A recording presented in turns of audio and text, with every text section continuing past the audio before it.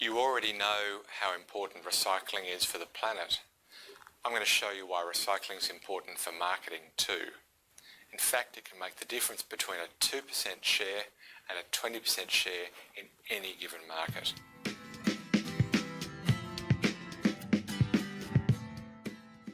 I'm going to use a fairly typical business to describe the impact of nurturing and where you need to improve it. In this example, I'll talk about a quite small business, total revenues of $750,000 over the next 3 years. Your business might work in millions or billions. The math is identical. So bear with me. Let's imagine that $750,000 is going to be generated over 3 years, and that we're going to see a growth curve that sees us with something like maybe 200 in the first year, 250 in the second year, 300 in the third year. There's your 750. So it's growing at a reasonable clip. And let's just complete the picture and say that maybe in the fourth year we're going to generate 400,000. So we start to kick on a bit in the fourth year.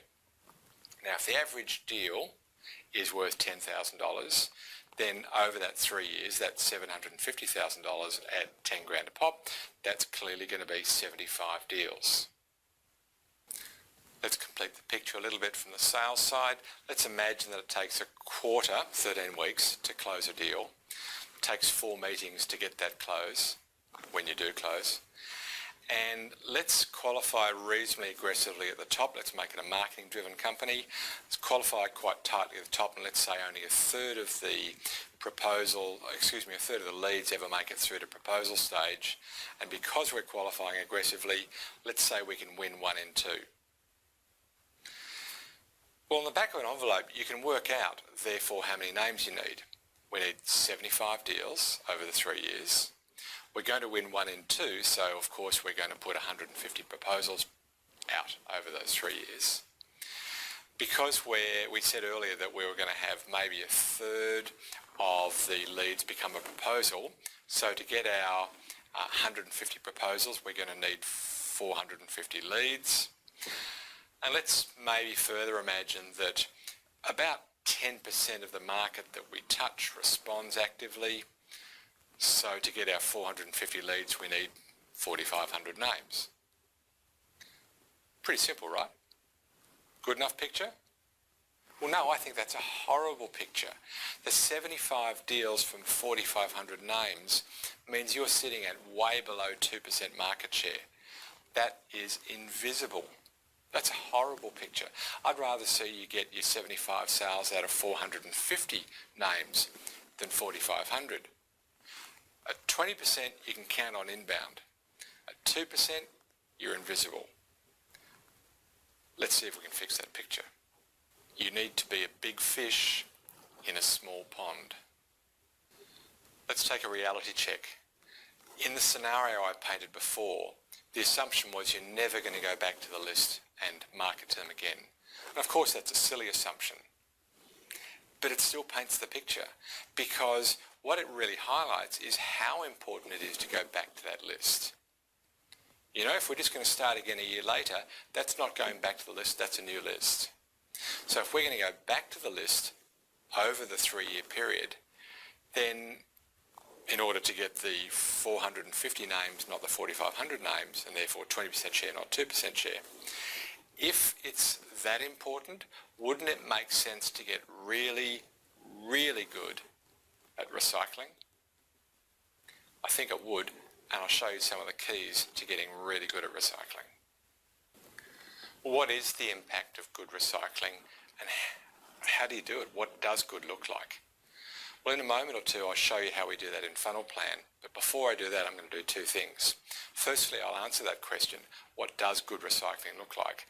And secondly, I'm going to invite you to receive more of these blogs and to share the blog with others. But let's get to that first point first. What does good look like? How do you get there? Well, the short answer is rhythm. You need to be rhythmic in your nurture. Let's unpack that just a tiny bit. Firstly, you need to get back in there quickly. Imagine that you leave a list alone for a year and then you go back to them. Even though you had many dialogues with them up until this point, and then you leave them alone for a year, you go back to them, you're cold. It's it's like a cold call, or even worse, it's like a spam email again. So point one, get back in there quickly. Secondly, to get back in there quickly, you're going to need to earn the right. And so the way you exit is kind of key. Negotiate the exit. Hey, I recognise that you can't proceed any further. Thanks for letting us be part of the journey so far. Here's what I'm going to do. And then you explain the nurture program. So earn the right to get back in there quickly. Next point, when you get back in there, the actual recycling content needs to be two very important things. Firstly, it needs to be incredibly valuable. Your buyers need to want to receive the next piece of nurture content. They need to be looking out for it. I hope desperately that the video you're watching right now is an example of that. Content that shares genuine insights for free to earn the right to stay positioned with the market.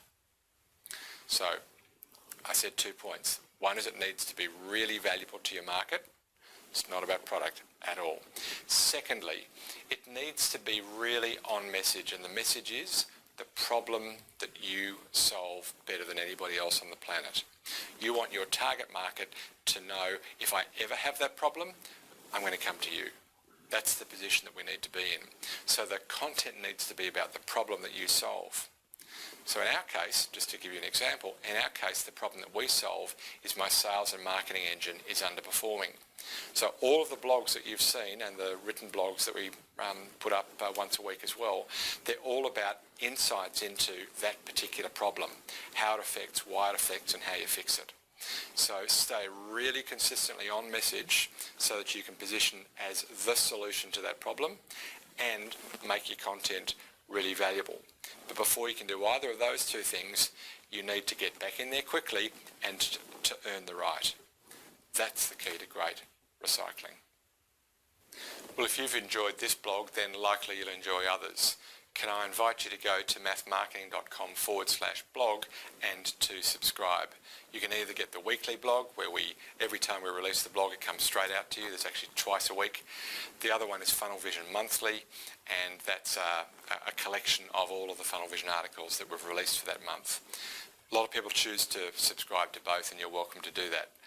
If you've already done that, but you've got colleagues who haven't, please pass an email on to them with this video and invite them to subscribe. The other option, of course, is to go to YouTube and subscribe to the Math Marketing channel. Can I encourage you to do that now, and then come back and I'll show you how we do this in Funnel Plan.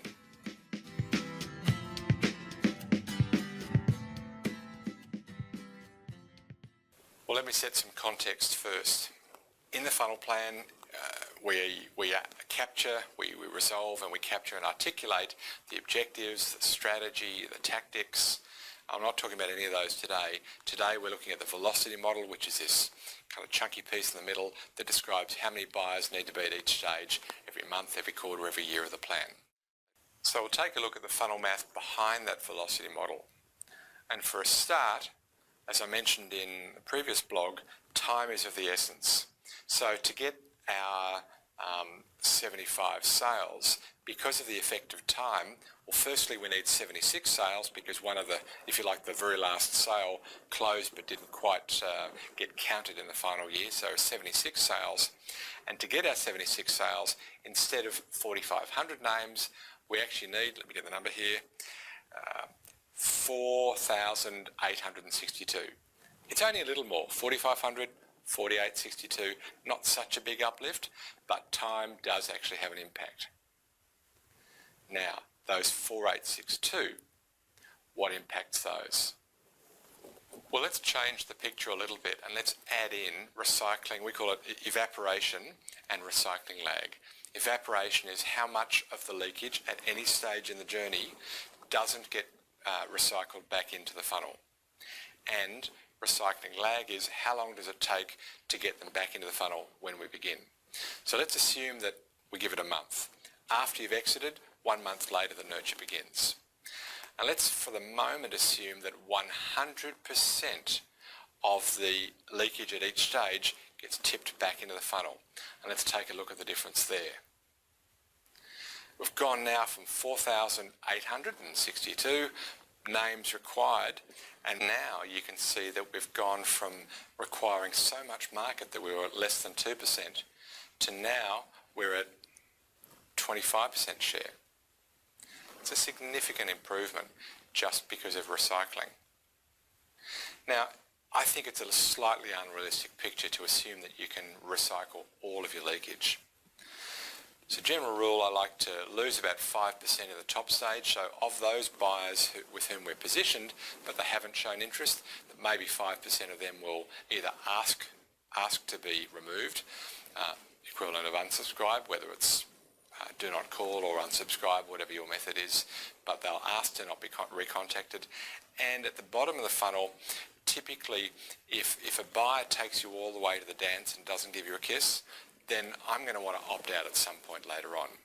If they keep on using you to maybe get a second quote against the incumbent, at some point you're going to stop doing that. So I normally allow about 25% we call it evaporation. So 25% of the leakage doesn't make it through. That's 25% of the 30% that leaked at that stage. Now, even after being a little bit more modest, we're still at 14%. That's a whole lot better than 1.6%. You get the idea. By the way, if you're looking to build a business case for your content marketing plan, that's a great way to do it. Show the effect of doing nurturing and the effect of not nurturing. So all of your leakage evaporates permanently and doesn't get recycled. Makes a big impact. I'll show you how we get those meetings down as well on another day. But for now, may your funnel be full and always flowing.